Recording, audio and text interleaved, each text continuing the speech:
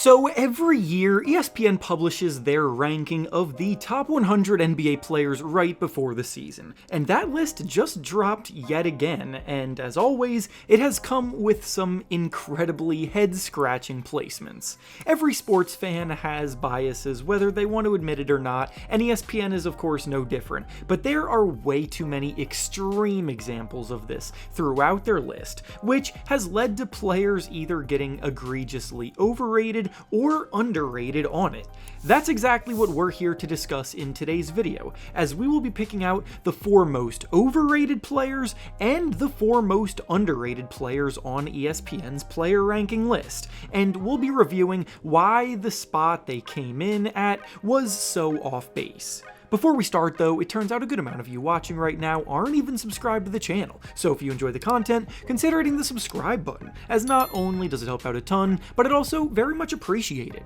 Now with that being said, let's begin.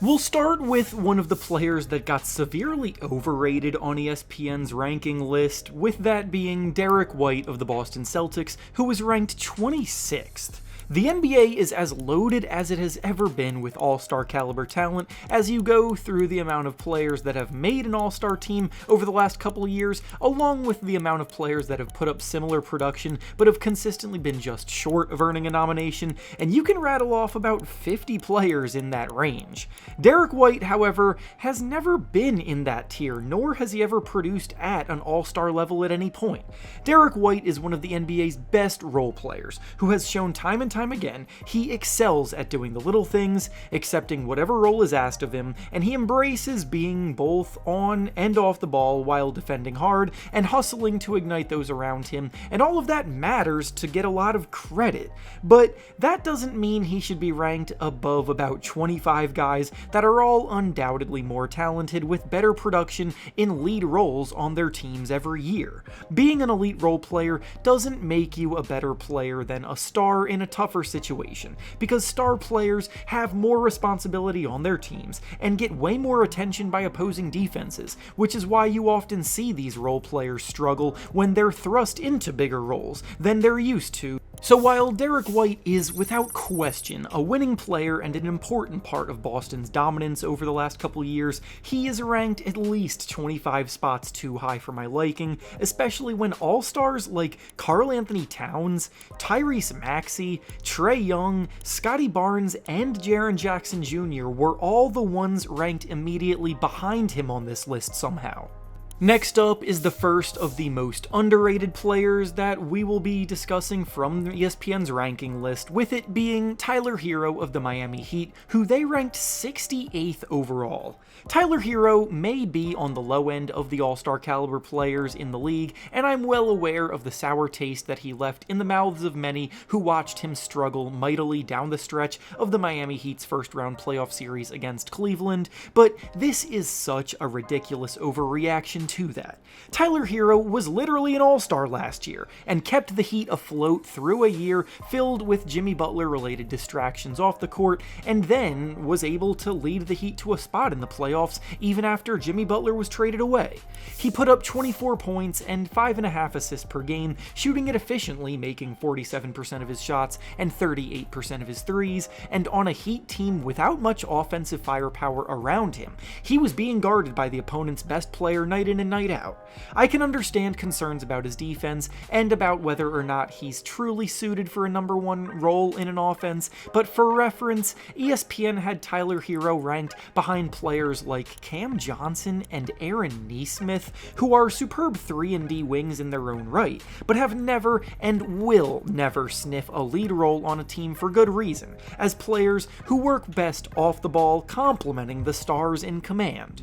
Now back over to our next overrated player from ESPN's list, we have Victor Wembanyama of the San Antonio Spurs, who was ranked 5th. To be a top 5 player in the NBA, you truly need to check every box that a superstar needs to check. You need to not only be one of the NBA's best scorers, you also need to put up incredible numbers on a nightly basis across the board, you need to have done it for an extended period of time to prove that the production was not a fluke, you need to do it on both ends of the floor, and you need to be playoff proven to prove to the world that your dominance is actually impactful on the biggest stage, capable of translating to wins. Victor Wembanyama is maybe the greatest prospect the NBA has ever seen, and I am fully on board with the idea that he can be the best player in the NBA one day, but as of right now, he has only maybe checked one of those boxes and is still a long ways away from earning the right to be called a top 5 player.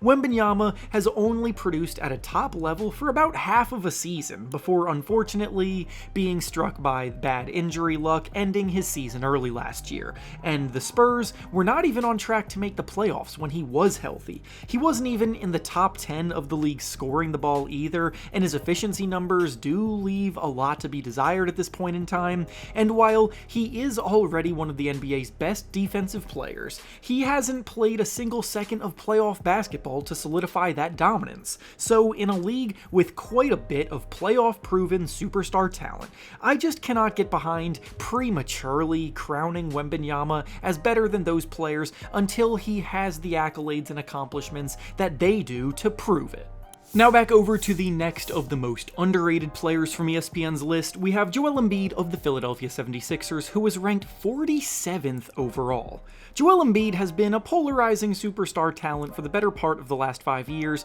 and has unquestionably faced as much hate and backlash as anyone because a lot of people don't like his playstyle where he manipulates defenders and draws fouls better than anyone else. People have been waiting for the moment that they can knock him down a peg, and based on where he came in on this list, they knocked him down about 30 pegs too far, even in the most pessimistic of scenarios. Look, I'm not going to sit here and pretend that his season last year was anything close to good in any way. He was only able to stay on the court for 19 games, and in those outings, he looked like a complete shell of his former self. The torn meniscus that he suffered back in 2024 was still clearly not healed properly, so he ended up getting shut down again to try to properly rehab from it and provide as much help as possible to preserve the rest of his career moving forward. I'm not here to say that Joel Embiid needs to be ranked near the top 10 of this list, where he belonged during his peak MVP years, but this is just too far of an extreme in the opposite direction.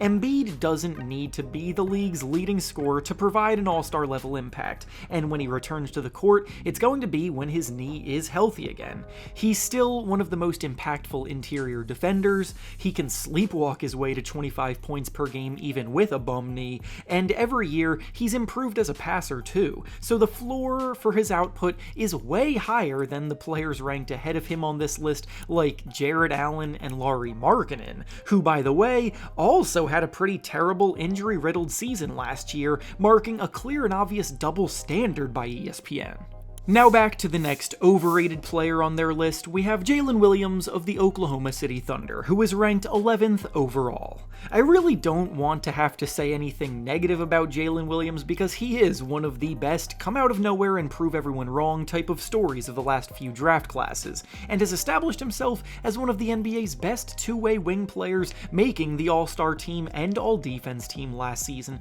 and coming through in a huge way for the Thunder in the playoffs on the way to being crowned champions. Even with all of that being said though, Williams is just not the 11th best player in the NBA, and it's a bit insulting to put him that high ahead of others who don't have the luxury of playing next to Shai Gilgeous-Alexander, but are also champions in their own right. Jalen Williams is getting a similar type of benefit that I discussed with Derrick White earlier, where he is truly elite in the role that he's in, but I have real doubts about whether he can handle the duties of a go-to number one option night in and night out, although admittedly the comparison's not perfect because he is definitely much better than Derrick White. Williams is phenomenal at moving without the ball to find open looks, he's a great cutter and slasher, and he takes advantage of openings where the defense is overly focused on stopping teammate Shai Gilgeous-Alexander, but he doesn't quite have the on-ball creation skills to handle being the focus of an opposing defense night in and night out, and with a player like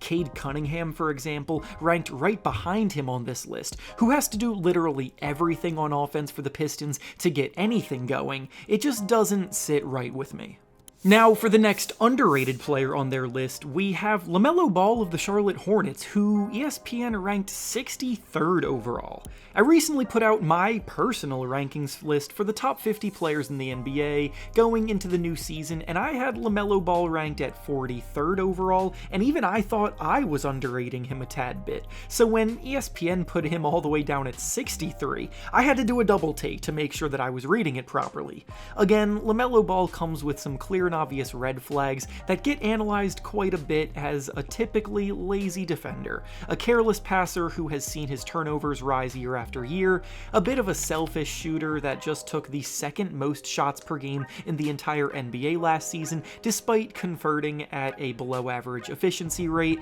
and empty numbers that have yet to lead Charlotte to any kind of significant wins. All of that can be true, and this ranking of 63rd overall will still be disrespectful. He needs to rein in his shot selection and play with better energy on defense, but the team around him hasn't exactly been filled with that much talent, and without LaMelo Ball last season, the team won just 3 of the 35 games that he missed, which says a lot. LaMelo Ball has so much natural talent as a basketball player, still yet to be fully unlocked, and at his best, he can be one of the 25 best players in the NBA with an All-Star nomination already on his resume. So to rank him behind players like Jalen Suggs and Christian Brown, who are role players at best, is flat out insulting. And now, for the final of the most overrated players on their list that we'll be discussing today, we have Evan Mobley of the Cleveland Cavaliers, who ESPN ranked 13th overall. Mobley is the reigning Defensive Player of the Year winner, and I'm by no means someone who downplays the importance of the defensive side of the ball when ranking players against each other. I just happen to be someone who firmly believes that when you reach the fringe top 10 of the list, you need to also be a reliable go-to scoring threat that can create for himself and produce as a scorer at a high level, because scoring the ball is the most important trait of the game of basketball. Mobley showed pretty strong improvement as a shooter last year, and his improvement finishing around the basket along with it resulted in him scoring a career-high 18.5 points per game, while shooting a career-best percentage both from 3 and on 2-point shots. And all of that helped open things up for Cleveland's offense to be ranked as the #1 scoring offense in the league. 18.5 points per game was the 45th most points per game in the league last year, though, and that number slipped a bit in the playoffs, when the team needed more firepower against the Pacers. ESPN has Mobley ranked higher than teammate Donovan Mitchell, which is something I simply cannot get behind, because not only is Donovan Mitchell the team's leading scorer, as he's been for years now, but he's proven he can be one of the best scorers in the entire NBA, and has done it year after year, carrying Cleveland's offense in the playoffs, when nobody else around him can get anything going, which happened again this year when Mitchell dropped 48 points, 35 points, and 33 points, all in losses in that Indiana Pacers second-round series. And finally, the last underrated player from ESPN's list that we'll be discussing today is Zion Williamson of the New Orleans Pelicans, who was ranked 61st overall. Zion Williamson is a 2-time All-Star who ESPN just ranked behind a few 4th and 5th option role players on teams, and while I fully support the notion that Zion Williamson deserves some of the criticism that he's gotten regarding his inability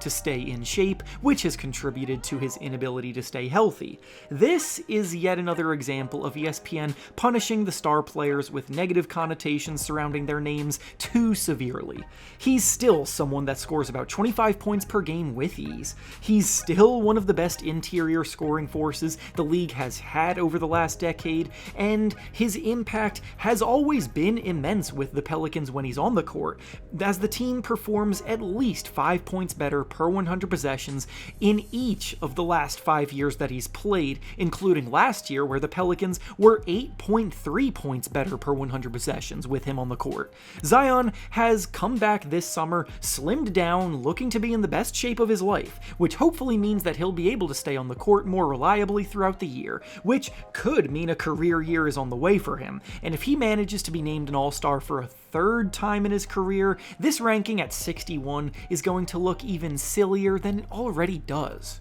And with that being said, that's all I have for you today. Make sure to like the video, subscribe to the channel, and comment down below which players you think were the most overrated and underrated from ESPN's rankings. Thanks for watching, and I'll see you all next time.